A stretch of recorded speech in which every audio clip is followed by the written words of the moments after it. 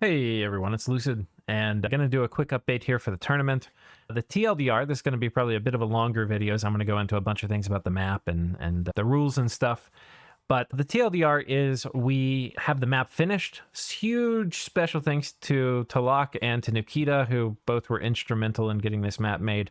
We used a combination of Map Nuke and Dream Atlas to get this in a very small file size so that it's going to run really well, even on your old clunky laptop, rather than some of the other custom maps, which take up a ton of file space. So really cool. We have the map done. I will show that to you as part of the game, or as part of the video here. The other thing is we are waiting for the good folks behind the Clockwork Hounds bot. We're waiting for them to kind of give us the go ahead. We have a ton of new games we're hosting, and they've said we can host all these tournament games on their server, but they may need to upgrade some of them. And so I might need to help pay for some of that, which I'm very thankful for all of you who support the Clockwork bots. They have like a Patreon, and I'm also thankful to the people who support me on Patreon, because I can use that money to just send that to the Clockwork folks and pay for the server upgrade.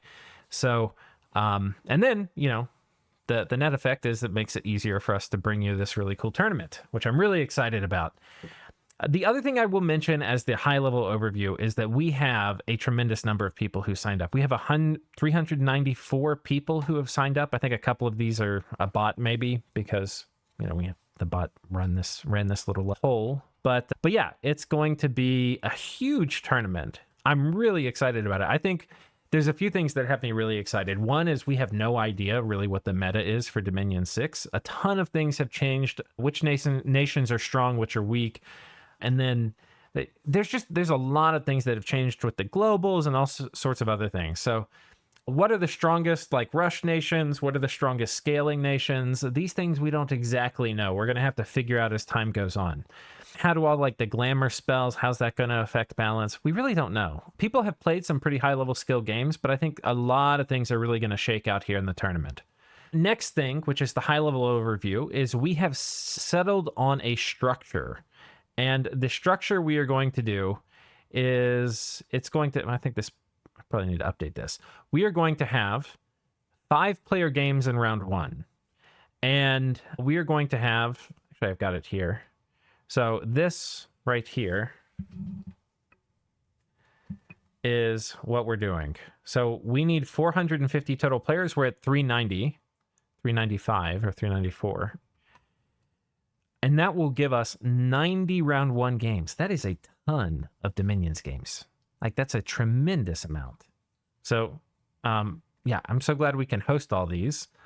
And my GM team, also huge thanks to them, because without them, I wouldn't be able to administer 90 games. So, yeah, we're going to have 90 round 1 games. Those 90 players who win will funnel into round 2. In round 2, we are going to have 10 9-player games. And then the 10 people who win those will go into the finals. And you might be like, well, the finals is a 12-player game. How's that going to work? We have Maeve, we have Arco, who are going to be directly seeded into the finals. That way they get to defend their title. I feel in previous tournaments, we have denied you, the viewer, the satisfaction of watching the previous year's champion defend their title. So we're going to continue doing that. If at some point in the distant future we have too many tournament champions that it clogs up the finals with previous entrants, we might have them fight or something ahead of time. So there will at least be one finals player defending their title. So anyway, that's the structure. So round 1 is going to be 95-player games. And we have the map done. So I'm going to go ahead and show that to you next. So the map is this. This is a donut map. And for those of you who have never seen a donut map before, it's similar to a tower or a line map where everybody has 2 neighbors, right? So it's basically a single line that connects to itself. And you have one neighbor to your left, one to your right, or one to your north, one to your south. And what that means is you can't be 3v1'd. And that means you really can't be voted off the island. If you were a good player, really good players are usually able to, of course it depends, how strong and substantial the attack is. But 2v1s you can throw off. You kill somebody's army, you agree to peace out with them, you turn it into a 1v1, Or if you have like a really, really aggressive build and you play really well, you can just straight up win a 2v1 for your first war. This is stuff that can happen, especially when there's a big skill difference between players. So, yeah. And then, maybe you just thwart people and then everybody kind of rejiggers what they're going to do and, fight a different war. This is a rather large map. Yeah, I think it's around 25. I haven't done the exact count. It's around 25, maybe 26 provinces per player. And but there's also a long distance between capitals. Like normally in Map Nuke, there's only 3 provinces. So like there would be a capital right here, but you have to go like 2 more tiles to get to a capital. So capitals are significantly farther apart. Like there would be a capital here, but you have to go 2 more tiles to get to a capital. So this makes rushing a bit worse. Like it's going to be harder to rush. And that being said, it's going to be a very aggressive map. Like I mentioned, I'm not sure if I mentioned it. I think I might have in like previous things, but this is a very snowbally map. Normally, if you attack a neighbor and you kill them, you get maybe 3 new neighbors, maybe only 2. If you're getting too big by attacking and eating people, you will often get far more neighbors worth of land. Like if you get 1 capital, you might get upwards to like, 2, let's say you get 2 capitals worth of neighbors, people that can attack you. So if you start getting too bigger than everybody else in the lobby by too much, people will attack you. And unless you're really good or in a really good position, it's going to be really hard to throw off everybody and survive. So that's the main, like Dominions is a very snowbally game. Why am I going through all this? Going through all this because I want you to be prepared for like a different style of Dominions, because this is going to be like the 5 people in the game will determine what it really is, but I'm anticipating this is going to be a very bloody map. Once you start getting ahead, like let's say I'm playing Fascia here, right? And I kill Arcocephale. I've killed a player, I've gotten more land, but how many neighbors do I have? The same as before, 2. You really only have 2 neighbors the entire time, right? So every time you kill somebody, you get stronger, but you don't really get more neighbors.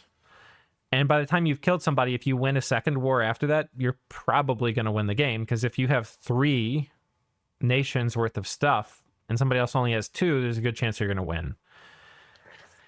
So like people will try to stop it, and maybe there's like some 3v1 Mexican or like 3-player 1v1v1 Mexican standoff that can exist for a period of time, but I don't think it will exist very long.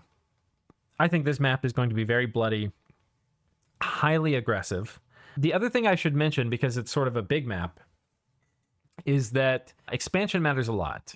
Expansion always matters, but if you expand slowly, like you get 8 provinces in the first year and somebody else is expanding like crazy, like they get like 25 or something in the first year, they'll be like, oh, this player hasn't expanded down here. And then they continue expanding past year 1, and they take a bunch of stuff you would have taken. And so they're up at like 30 and you're at like 15 or 10.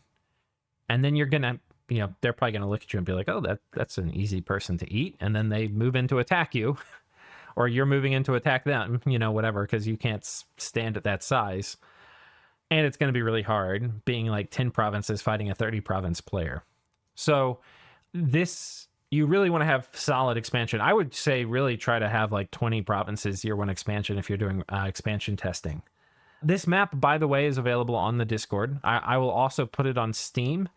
I might do that before I put the video up, in which case I'll put a link to that in the description.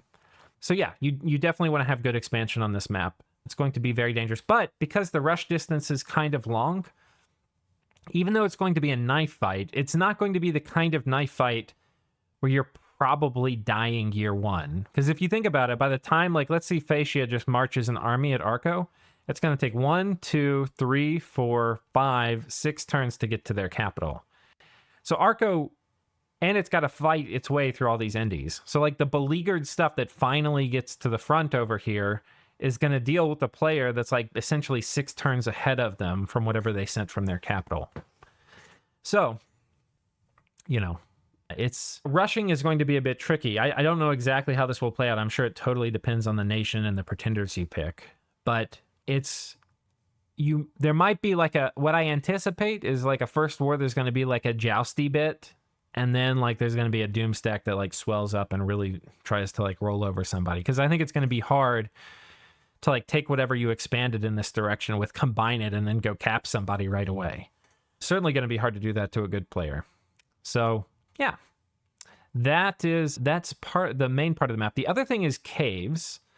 So we'll talk about caves real quick. The cave system in this map, every capital in their cap ring has one province with an entrance to the cave layer, and this takes you to a solo cave, which is just for you. It's not for anybody else. You can build in here whatever you want. It's a little safe space. You can come in here and hide, you know?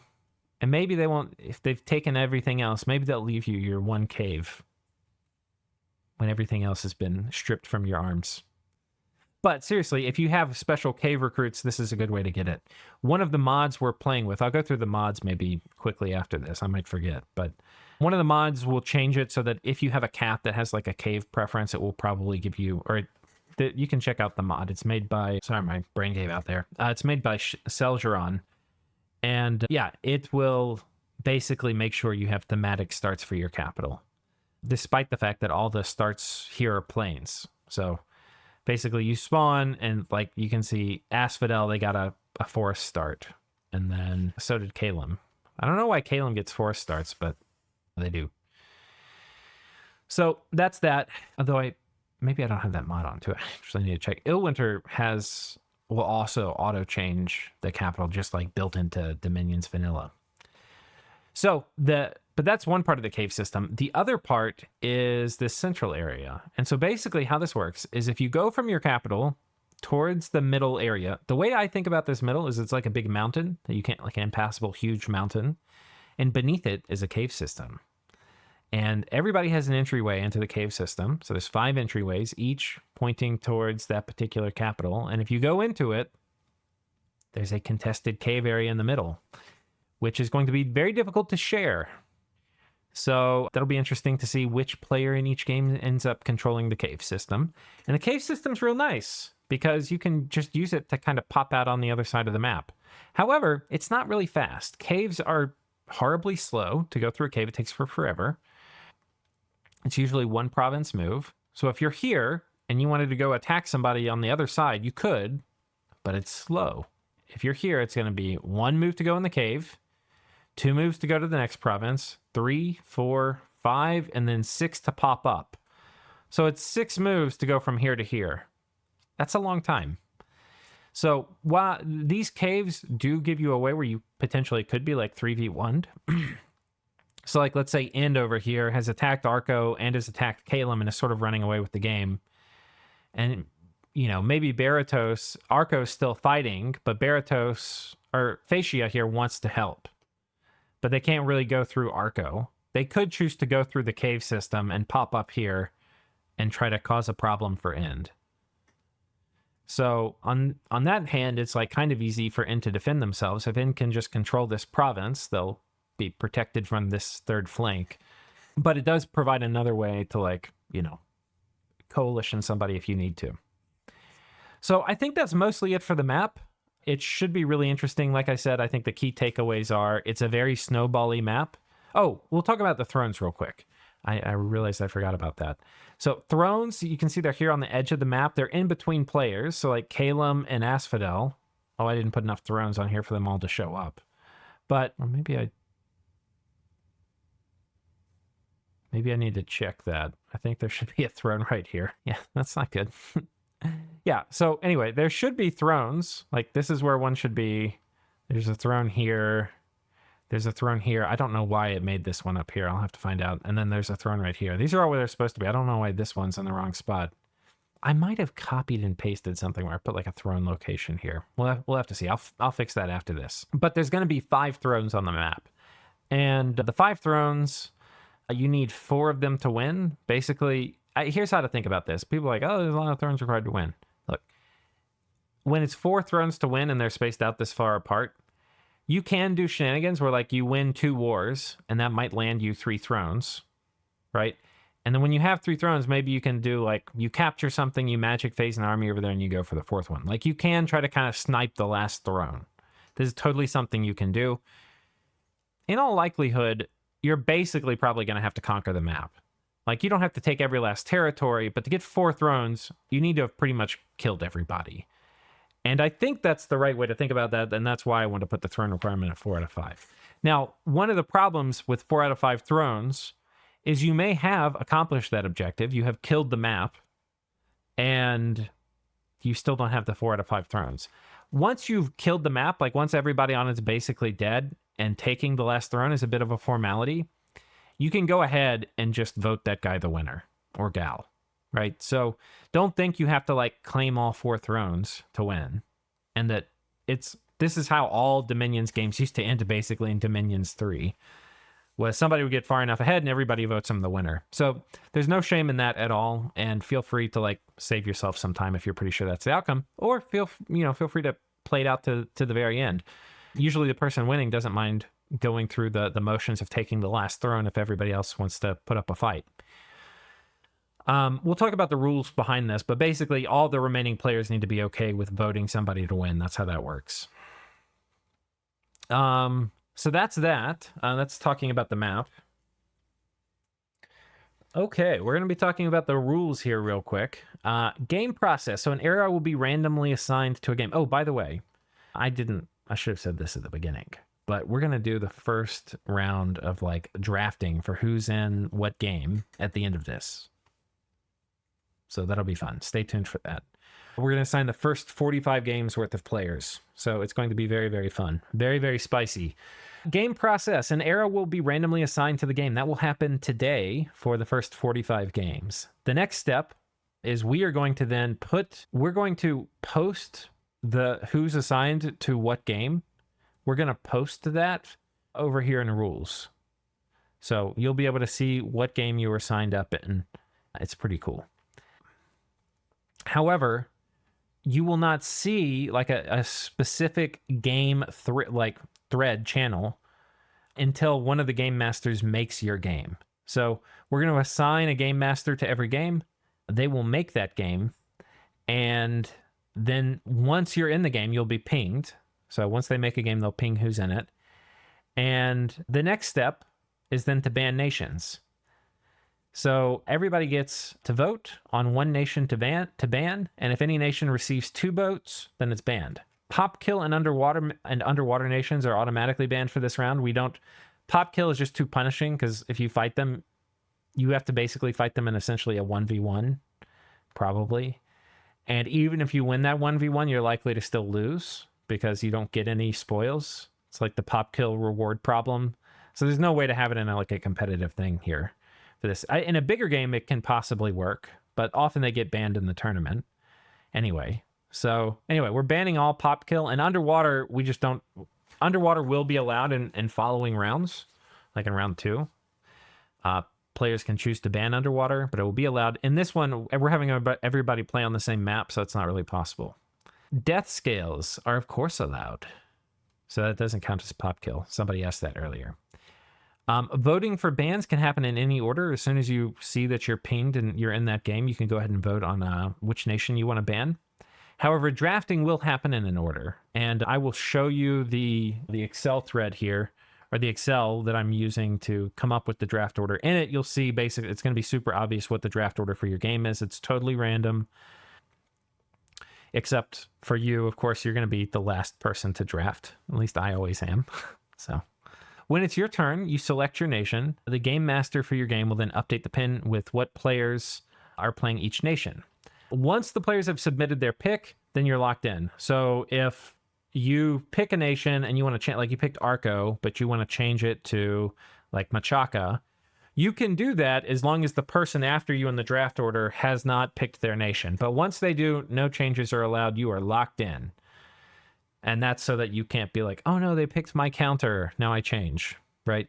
The nice thing about being early in the draft order is you can pick what you think is the strongest nation. The bad thing about being first in the draft order is that people can try to counter you. So those are things to think about. Game rules, trades involving gold and gems are binding, meaning if you're trading gold or gems for items, etc., you have to execute that trade as you agreed upon. However, diplomacy is not binding, even if it involves gold or gems. So if you have like a transactional thing, like, hey, I'm going to give you this, like I'm going to give you, and this can apply to globals too. If you have like a binding agreement, you need to be very clear in your trade agreement for that. If you have a trade that is just purely transactional, like if the game had a good trade system, then those are enforced by the game rules. But you cannot like pay somebody to accomplish some military objective for you. Like you were going to pay them 20 gems to attack somebody. If they don't, that's not binding, right? You just lost your 20 gems. So just be aware, diplomacy in general is not binding, while trade is binding, but the diplomacy is not binding supersedes trade being binding, right? So you can't pay somebody and force them to do something if they say it, right? And the reason is, I mean, there's a ton of reasons for that, but it'd be impossible to like litigate this. Anyway, diplomacy is not binding. Trust and distrust as you see fit. We are not using the in-game binding diplomacy feature, and we're not trying to enforce diplomacy out of that either. So diplomacy is not binding. Thrones will be, there's going to be 5 level 2 thrones, 4 thrones to win. And you can also vote for winning. If you need an extension, we will generally grant it. 1 to 2 day extension isn't a problem. If you're gone for more than that, you probably want to get like a temporary sub. People are usually happy to do temporary subs. Those are really easy to get. You just ask. Usually it's fun for people to play a position for like 3 days, but not have to like, you know, it's kind of a burden if somebody's going to have to play it for like a few months. It's not a burden if they have fun, but you know, it's easy to find a temporary sub. It's a little bit more challenging to find like a permanent sub. If you're continuously needing extensions though, then you might need to look for a sub. And if there are too many, like there's always going to be somebody who's like repeatedly asking for extensions every single time, slowing the game down. It can really kill the game. So if we see that happening, this is just going to be something that's at the game master discretion. We'll reach out to you. We're not going to just like do this all of a sudden. So we'll talk to you, but if it's happening, then, you know, we'll ask you to sub out. Hopefully this doesn't happen. We usually don't really ever have to do this, but also do keep in mind just like game etiquette. It's actually really polite if you're not always the last one and you're not always asking extensions. Like if you do that a lot, it's kind of, people just don't like it. Like the game's much more fun when everybody's kind of doing their turns. So, you know, you have, that being said, you have the full amount of time. You have the full 24 hours for the game timer to like do your turn.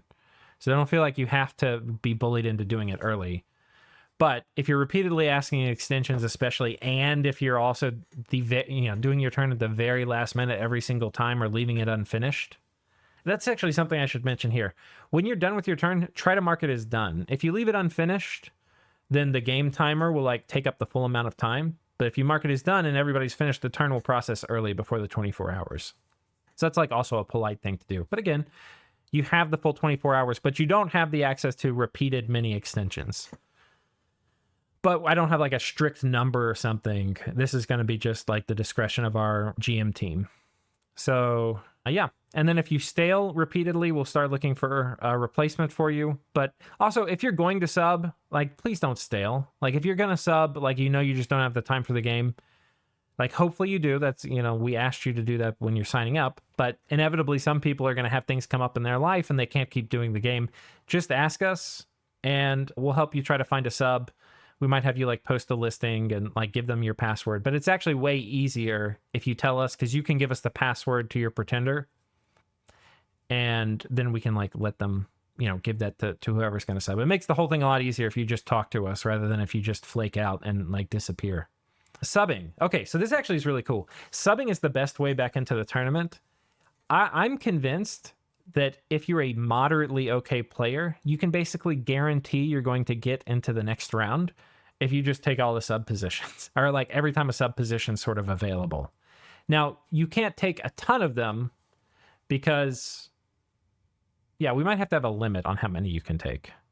Like how many you can be, like you can't be in tons of games at the same time, right? If you're in like 5 games at the same time and you win one of them, then we have to find subs for you in all the other games. So I think so. What we're going to do is basically we're going to prioritize giving subs out to players who've been eliminated from their games and are not in other games. So we're going to prioritize giving subs to people who've been eliminated and are not in any current games, so it gets them back in the running. However, if we don't have enough, we will let people who are in a different game sub. But if they win one of those games, then they'll have to sub out of the other one, because we can't have the same person passing twice into the next round. And I'm going to make a subbing sign up very similar to this.